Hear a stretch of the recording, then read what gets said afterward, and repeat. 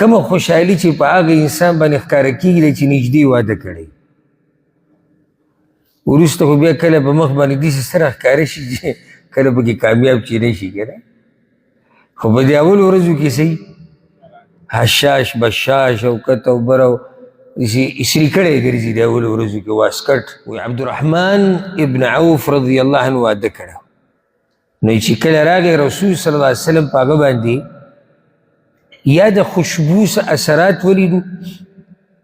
یا په هغه باندې هغه خوشحالي ولیده کومه خوشحالي چې په هغه انسان باندې ښکاره کېږي چې نږدې واده کړی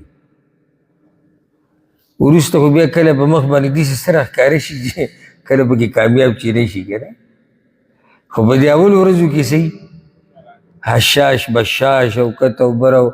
اسري کړی ګرځي د اولو ورځو کې واسکټ او تور بوټ هغه یې پالش کړی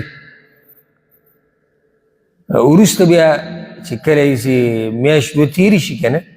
نو بیا پته لګي چې اوس دی څومره اوبه وکړي عبدالرحمن بن عوف را خوشحاله حشاش بشاش رسول صلی الله علیه وسلم عبدالرحمن واده دې کړی هغه یا رسول الله واده مې کړی او واده ته وکړو هغه وخت کې عبدالرحمن بن عوف رضی الله عنه مالداره شوی نه و او عبدالرحمن بن عوف رضی الله عنه د یو انصاري سره د ده ورورولي قایمه شوې وه چې کله هجرت وشو که نه یو مهاجر او یو انصاري به د دوی به ورورولي وه او هغه داسې د الله بنده و چې هغه ورته وویل نیم زما چې کومې ځمکې نیم یې زما او نیم یې ستا زما تجارت نیم زما نیم ستا ده ورته الله دې ستا په تجارت کې برکت واچوي ما ته د بازار لار وښایه زه به خپل تجارت شروع بیا چې الله دومره لوی تاجر جوړ کړو که نه دومره لوی چې مشهوره و د صحابو په منځ کې وي عبدالرحمن بن عوف چې خاوره روا دي که نه او شګه نو په هغې کې هم پیسې ګټي دومره به الله برکت اچوي نو رسول صلی الله تا واده وکړو یا واده مې وایي څنګه څو مهر وی یا رسول الله د یو زنانه سره مې واده وکړو علی وزن نواه د کجورې دا دانه نه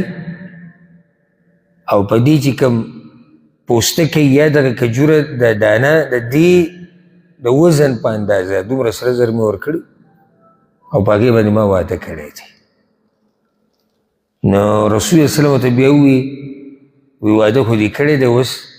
اوس ولیمه وکړه ولو بشات اگر که یو ګډ پکې راولي ولیمه وکړه نو په واده کې مهر چې دی دا څه دی دا لازم دی کم سے کم مهر څه حد نشته